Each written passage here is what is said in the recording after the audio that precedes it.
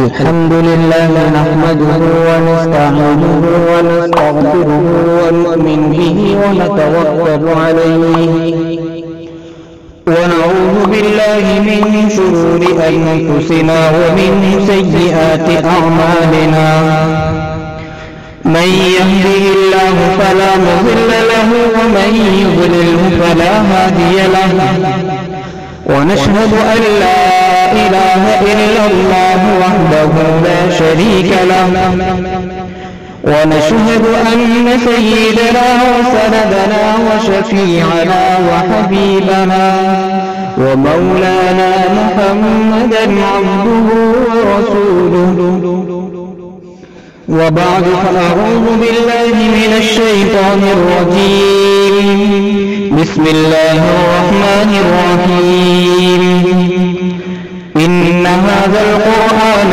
يهدي للتي هي أقوم صدق الله مولانا العلي العظيم وقال النبي صلى الله تعالى عليه وسلم إن الله يرفع بهذا الكتاب أقواما ويضع به آخرين أو كما قال عليه الصلاة والتسليم. جس دور پہ نازاں تھی دنیا اب ہم وہ زمانہ بھول گئے.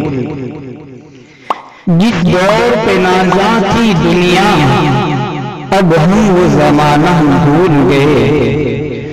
غیروں کو جگانا یاد رہا خود ہوش میں آنا بھول گئے.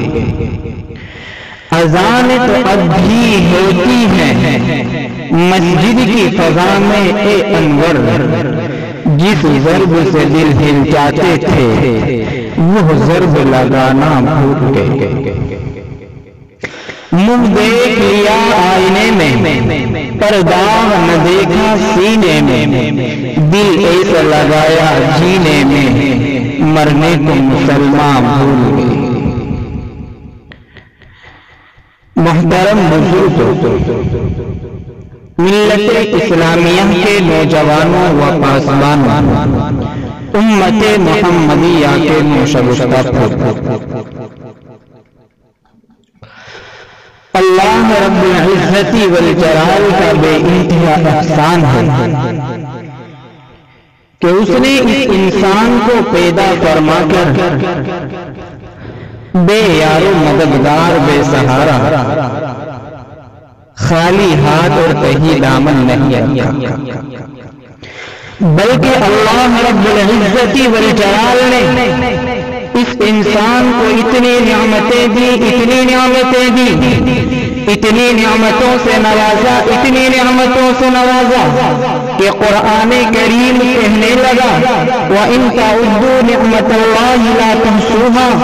او اللہ کے بندو، اگر تم اللہ کی نعمت کو شمار کرنا چاہو، اگر تم اس رب کی نعمت کو گننا چاہو، لا تحصوها، او بندو تمہاری بس کی بات نہیں ہے کہ تم مالک کائنات کی ان نعمتوں کا شکر کیا، ان نعمتوں کو گن. میرے بزرگوں، اور تو کرو، اس مالک نے خوبصورت زبان عطا فرمائی. انسان اپنے دل کی بات لوگوں سے کہہ ڈالتا ہے، اس مالک نے خوبصورت ہاتھ عطا کیے. انسان ان کے ذریعے سے چیزوں کو پکڑتا اور پہچانتا ہے. اس مالک نے خوبصورت آنکھیں عطا فرمائی. انسان چہاردان عالم کا نظارہ کرتا ہے. اس مالک نے خوبصورت پاؤں عطا کیے تاکہ انسان چل کر اپنی منزل کو اور اپنے راستے کو طے کر سکے. اور اس مالک کائنات نے وہ والدین عطا کیے جو سر چشمے پیار و محبت ہیں، وہ اولاد عطا کی جو آنکھوں کی ٹھنڈک اور دل کا سکون ہے، اور وہ بیوی عطا کی جو دل کے لیے چین ہے اور سکون. اور اتنی نعمتیں دینے کے بعد خالق کائنات نے فرمایا لئن شکرتم لأزیدنکم ولئن کفرتم ان عذابی لشدید۔ اور لوگوں اگر تم نے میری نعمتوں کی شکر گزاری کی، اگر تم نے میری نعمتوں کا حق ادا کیا تو میرا رب فرماتا ہے لأزیدنکم، میں نعمتیں بڑھاتا رہوں گا۔ ولئن کفرتم ان عذابی لشدید۔ اور یاد رکھو مسلمانوں، اگر تم نے میری نعمتوں کی ناقدری کی تو پھر ہم نعمتوں کو چھیننے پر پھر قادر۔ اس مالک نے کتنی نعمتیں اس انسان کو میرے بھائی عطا فرمائی ہے۔ مجھے ایک واقعہ یاد پڑتا ہے، ساون کا مہینہ تھا، ایک شخص تھا جسے اللہ نے خوب مال و دولت کی نعمت سے نوازا تھا۔ آسمان سے ٹھنڈی ٹھنڈی فواریں آ رہی تھی، دھیمی دھیمی ہوائیں چل رہی تھی۔ وہ شخص اپنی بیوی سے یوں کہنے لگا کہ بیگم صاحبہ آج موسم بہت خوشگوار ہے، آج جی چاہتا ہے ہمارے دسترخوان پر عمدہ قسم کا کھانا ہونا چاہیے۔ بیوی شوہر کی فرمانبردار تھی، کھانا تیار کیا، دسترخوان پر لگا دیا گیا۔ بیوی بھی کھانے کے لیے بیٹھ گئی اور اس کا شوہر بھی کھانے کے لیے بیٹھ گیا۔ اچانک ایک فقیر، ایک سائل ان کے دروازے پر پہنچتا ہے اور جانے کے بعد دستک دیتا ہے اور کہتا ہے کوئی اس گھر کے اندر اللہ کا بندہ ہے، کوئی اس گھر کے اندر نوجوان ہے، کوئی اس گھر کے اندر فیاض انسان جو اس بھوکے کو کھانا کھلائے۔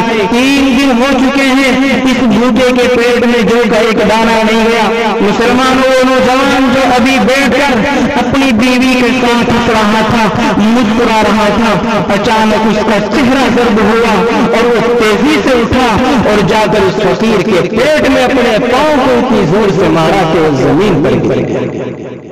وہ بے ہوش ہو گیا، وہ جلدی سے اٹھا، اللہ کے دربارے میں ہاتھوں کو اٹھایا اور کہنے لگا اے مالک کائنات، فقیر کو تو نے بنایا تھا، در در کی ٹھوکریں کھانے پر مجبور تو نے کیا تھا، میری کمی بتا کیا ہے؟ عرش و کرسی کا مالک اس کی آہو بکا کو سن رہا تھا۔ اور ایک بات عرض کر دوں، میرے نبی نے فرمایا اتق دعوت المظلوم، مظلوم کی ہائے و بددعا سے بچو۔ سیدنا حضرت ابو ہریرہ رضی اللہ عنہ کے سامنے اس بات کا ذکر کیا گیا کہ مظلوم کے دل سے جو آہ نکلتی ہے اس کا اثر اس کی ذات تک محبوب رہتا ہے۔ سیدنا حضرت ابو ہریرہ رضی اللہ عنہ کا چہرہ زرد ہوا اور کہنے لگے نہیں، تم غلط کہتے ہو، مظلوم کے دل سے نکلی ہوئی آہ اگر سمندر میں بھی ڈال دی جائے تو سمندر میں خشک ہو جائے۔ میرے بھائیو، اس فقیر نے دعا کی، اللہ نے اس کے حالات کو بدلنا شروع کر دیا۔ اور جس شخص نے اس کے پیٹ میں اپنے پاؤں کو مارا تھا، اللہ نے اسے فقیری کی زندگی گزارنے پر مجبور کر دیا، یہاں تک کہ اس کا مال، اس کا دھن دولت سب کچھ اس سے ختم ہو گیا اور اس کی بیوی بھی اس سے جدا ہو گئی۔ اب بیوی اس دوسرے کے نکاح میں پہنچتی ہے، وہ شخص بھی یہی کہنے لگا کہ بیگم صاحبہ آج موسم بہت خوشگوار ہے، آج جی چاہتا ہے ہمارے دسترخوان پر عمدہ قسم کا کھانا ہونا چاہیے۔ بیوی شوہر کی فرمانبردار تھی، کھانا تیار کیا، دسترخوان پر لگا دیا گیا، بیوی بھی کھانے کے لیے بیٹھ گئی اور اس کا شوہر بھی کھانے کے لیے بیٹھ گیا۔ اچانک ایک فقیر ان کے دروازے پر پہنچتا ہے اور جانے کے بعد دستک دیتا ہے اور کہتا ہے کوئی اس گھر کے اندر اللہ کا بندہ ہے، کوئی اس گھر کے اندر نوجوان ہے، کوئی اس گھر کے اندر فیاض انسان جو اس بھوکے کو کھانا کھلائے۔